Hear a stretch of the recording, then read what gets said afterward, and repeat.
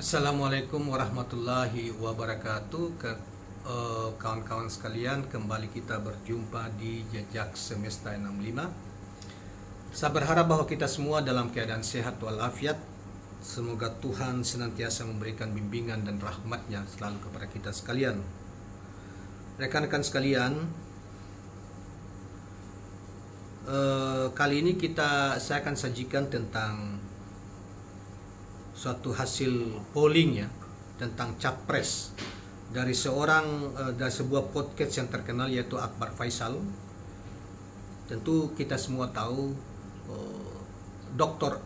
Akbar Faisal mantan anggota DPR RI 2 periode, yang kemudian punya podcast yang sering menghadirkan podcast yang mengundang banyak pihak sebagai narasumber yang qualified, baik di kalangan ekonom, politisi maupun yang lainnya.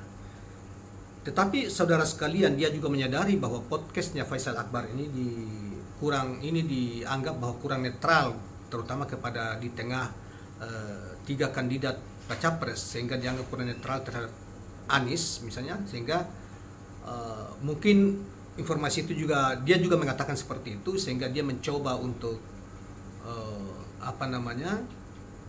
menghadirkan suatu polling capres melalui dia dengan podcastnya untuk menepis bahwa sesungguhnya dia tidak netral. Sesungguhnya dia netral terhadap capres ini, dan dia ingin melihat, dan dia selama ini kan karena disodorkan oleh survei-survei yang seperti SMRC, kemudian ada Yunarto Carta Politika, punya Burhanuddin Muhtadi, punya Yunarto, punya dan lain sebagainya ya, yang kemudian itu yang mendominasi berbagai media ya, bahwa hasil survei itu survei yang berbayar, yang dibayar oleh oligarki, dan mereka juga telah menjadi kelompok LSI juga yang telah menjadi tim sukses dari capres-capres Prabowo maupun Ganjar. Mereka saling adu, mereka punya hasil, kemudian selalu menempatkan Anies di urutan bahkan cenderung ke bawah seperti yang menurun seperti yang dilakukan di framing oleh Burhanuddin Muhtadi. Nah, sementara Burhanuddin Muhtadi berada di Prabowo, LSI juga demikian, MSRC di Ganjar Pranowo, Narto Wijaya di Ganjar Pranowo. Mereka ini sudah pemilik survei ini sudah menjadi tim suksesnya di masing-masing capres itu, sehingga mereka cenderung bukannya cenderung tetapi terang-terangan membuat Anies membuat penggiringan opini bahwa Anies itu sudah di bawah, sudah bukan lagi stagnan tetapi malah sudah menurun dukungan rakyatnya. Nah, ini yang kemudian banyak sekali menimbulkan reaksi, termasuk juga mungkin Faisal Akbar ini juga percaya akan hal itu, kemudian mencoba untuk membuat polling ya yang berbeda tentunya metodenya dengan apa yang dilakukan oleh pihak lain. Nah, ternyata polling yang dilakukan sejak dari 30 Mei sampai kalau saya salah 4 hari sampai 8 Juni atau 1 minggu. 8 Juni itu menghasilkan Anies menang telak terhadap terhadap Ganjar maupun Prabowo. Artinya dari penonton Faisal Akbar yang tadinya dianggap di tengah ya, dia tidak memihak ke ini, tapi bahkan ada yang mengatakan menurut pendukung Anies dia lebih memihak ke dua kandidat yang lain, itu justru di penonton di podcast dia itu memilih Anies 62,95%, nyaris 35%, dan 65% berbanding Ganjar cuma 21,90% dan Prabowo 15%. Kebingungan dia ketika ditanya tentang itu. Dia berkata ketika dia mempertanyakan apa maknanya, dia bilang saya tidak tahu, hanya itu yang saya bisa sodorkan apa adanya. Jadi kontras dengan apa yang dilakukan yang dia percaya juga selama ini oleh lembaga survei yang lain yang pemiliknya telah menjadi tim sukses di Prabowo maupun Ganjar itu. Tentu mereka di sana mengejar cuan atau uang. Nah, dalam kaitan ini saudara sekalian, kita coba membacakan sedikit keterangan di sini karena ini dimuat di Indonesian Today ya. Kita ambil berita dari Indonesia Today. Ya, Akbar Faisal melakukan polling di Twitter resminya. Dalam polling tersebut ia menyuguhkan pertanyaan siapa capres yang paling paham cara menyelesaikan problem. Dalam pertanyaan tersebut Akbar Faisal menyuguhkan 3 nama, antara lain adalah Anies Baswedan, Gubernur Jawa Tengah Ganjar Pranowo, dan Ketua Umum Gerindra Prabowo Subianto. Secara total Nietjen atau voters yang memilih Anies Baswedan adalah sebesar 5.754 pemilih. Sementara Ganjar Pranowo dipilih oleh 2.002 pemilih. Dan paling terendah adalah Prabowo Subianto yang dipilih voters yang memilihnya adalah 1.384 pemilih.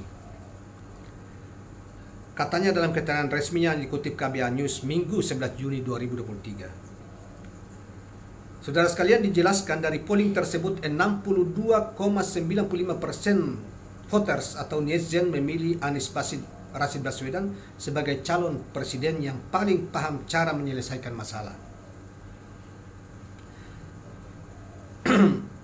Selanjutnya disusul oleh Ganjar Pranowo sebesar 21,90%. Dan paling terendah adalah Prabowo Subianto sebesar 15,14%, ujarnya. Diketahui saat ini Anies Baswedan sudah diusung oleh 3 partai politik sebagai capres pada Capres 2024, antara lain Partai Nasdem, PKS, dan Demokrat. Mereka sudah resmi terbentuk dalam koalisi perubahan. Mereka juga berkomitmen memenangkan Anies Baswedan di Pilpres 2024 yang akan datang. Nah, itulah kawan-kawan sekalian, sebagaimana juga kita tahu bahwa saudara sekalian memang ada juga, kalau kita ikuti media lain ya, media lain beberapa yang lalu juga itu diadakan juga survei ya, semacam polling. 75.000 suara yang di ini oleh sebuah koran nasional ya. Ternyata Anies yang diikuti oleh 75.000 voter ya. Anies 64% ya. Kemudian Ganjar 21% dan Prabowo 15%. Jadi dari polling yang selama ini, termasuk polling besar media luar, nanti sebentar kita lampirkan beberapa polling juga di dalam ini, ternyata itu angkanya segitu, di atas 60% gitu loh. Dan Ganjar dan Prabowo selalu di bawah. Kalau polling yang tidak bisa dikontrol, itu tidak bisa dibayar, itu kan voter langsung melakukan pemilihan gitu loh. Jadi bertentangan, berulang-ulang saya katakan, itu berseberangan sangat kontras dengan apa yang dilakukan oleh lembaga survei, beberapa lembaga survei, tidak semua lembaga survei. Karena ada lembaga survei seperti yang katakan AIPO itu, Anies justru menduduki posisi teratas, dan ada beberapa peneliti senior yang tahu betul tentang masalah survei-survei ini juga memprotes, mengatakan itu tidak benar. Apa yang dikatakan apalagi penuh dengan bias, apalagi kalau Burhanuddin Muhtadi, lembaga survei, LSI dan apa mereka sudah menjadi tim suksesnya dan penasihat politik mungkin ya di Prabowo. Kemudian ada SMRC misalnya, kemudian dengan Yunarto Wijaya sudah menjadi tim suksesnya Ganjar Pranowo. Gimana mereka tidak bias dalam melakukan survei ya. Jadi cuma itu, karena apalagi polling nyaris tidak ada yang mengalahkan Anies di polling dengan voters yang kadang bisa seperti Refli Harun sampai ratusan ribu voters. Nah, sebagai contoh-contoh nanti sebentar juga saya akan lampirkan hasil-hasil polling yang pernah juga kita sudah ajukan, tapi kita lampirkan kembali, termasuk juga dari yang tadi kita sampaikan terakhir ini yang voternya 70-an ribu orang itu. Nah, saudara sekalian, demikianlah sehingga pesannya bahwa sebetulnya di masyarakat tingkat rakyat ya, ini yang sebetulnya populer itu Anies, dan mereka inginkan perubahan ini. Cuma, dan karena itu juga kawan-kawan sekalian, kita lihat fenomena bagaimana Anies dijegal habis-habisan, karena sebetulnya mereka tahu sesungguhnya pemerintah ini bahwa kalau Anies diikut sertakan di dalam pemilu, pasti dia menang mutlak dalam pemilu ini, dalam pemilu 2004. Karena itu sejak awal di berbagai macam diganggu, Demokrat diganggu dengan Muldoko PK, kemudian diganggu dengan hukum, diancam macam-macam, kemudian sampai puncaknya Jokowi bicara dia akan cawe-cawe artinya ikut intervensi, ikut mewarnai macam-macam, menimbulkan banyak proses, tambah lagi dengan operasi naga merah yang dikatakan Pak Baiduri tadi. Nah, demikianlah kawan-kawan sekalian, mudah-mudahan bermanfaat dan mencerahkan.